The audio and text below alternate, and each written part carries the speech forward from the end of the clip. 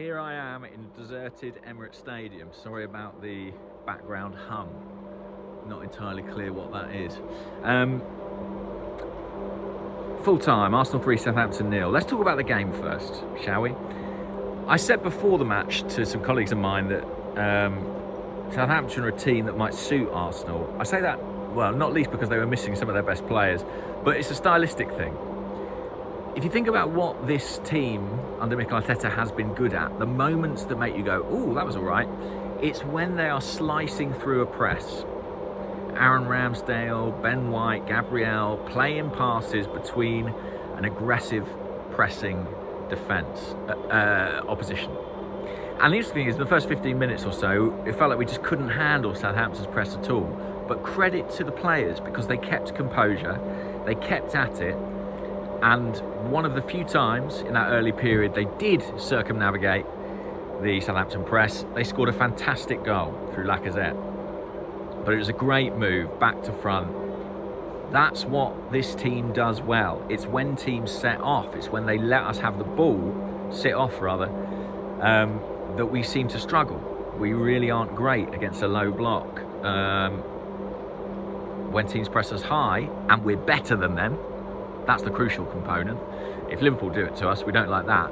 But, you know, the teams in the kind of middle and lower reaches of the Premier League, that suits us perfectly. It gives us space, we play through the lines, break into the opposition half and score. Lovely take from Lacazette, great ball from Saka. Second goal was a little bit more untidy, but brilliant to see Martin Odegaard. 3 in 3 for him. Exactly what we need. Goals from midfield. Not convinced he'll ever continue to score at this rate, but who knows? He's a young player, and sometimes that comes in those early 20 years, that development. You know, you think of Aaron Ramsey. Goals came to his game relatively late. Cesc Fabregas too, to an extent, and he became quite a prolific goal scorer for this Arsenal, for this club. I'm really rambling today, sorry.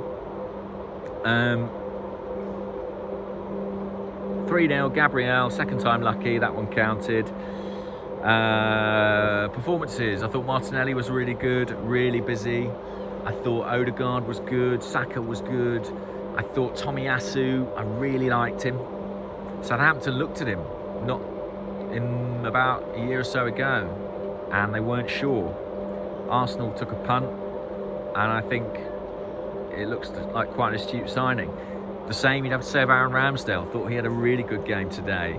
Made a number of saves, but his distribution was good again. It's interesting, you know, we haven't seen some of those like brilliant balls in between the lines from the goalie in the last couple of games, and it's because we've not really faced an intense press in this fashion that gives him the responsibility or the need to do that. Again, it's one of the things we do well. We don't do everything well, but that's one of them. Broadly, I sort of think it was a decent response to a couple of poor results and one very, very, very poor performance against Everton.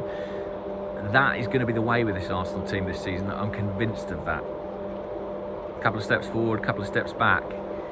I think we'll lose to big teams. I think we'll struggle in away games. I think home games we look pretty good.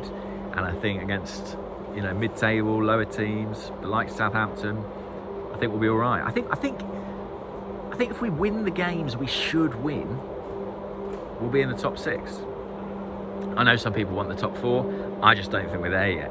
I don't think any of us thought we were there in the summer or at the start of the season, so I don't really know why we would be there now. I know the competition is less, but United look like they might be sorting themselves out. Spurs look like they might be sorting themselves out.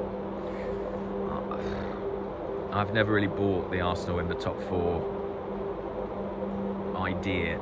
Let's get on to Aubameyang. As you may have read, The Athletic, we've broken the story about why he was left out. Mikel Arteta came out and spoke about it pre-game.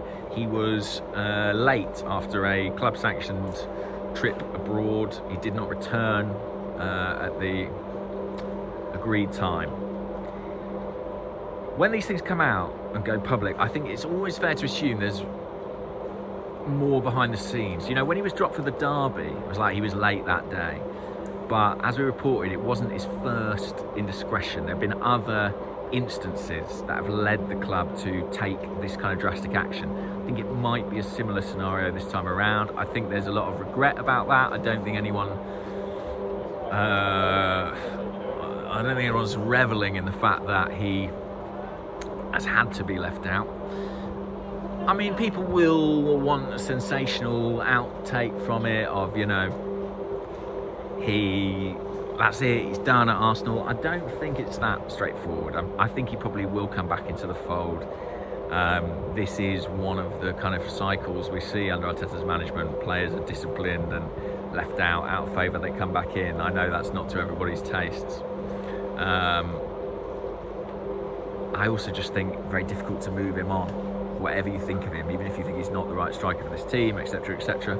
At his age, on his kind of salary, I think he's here to the end of his deal.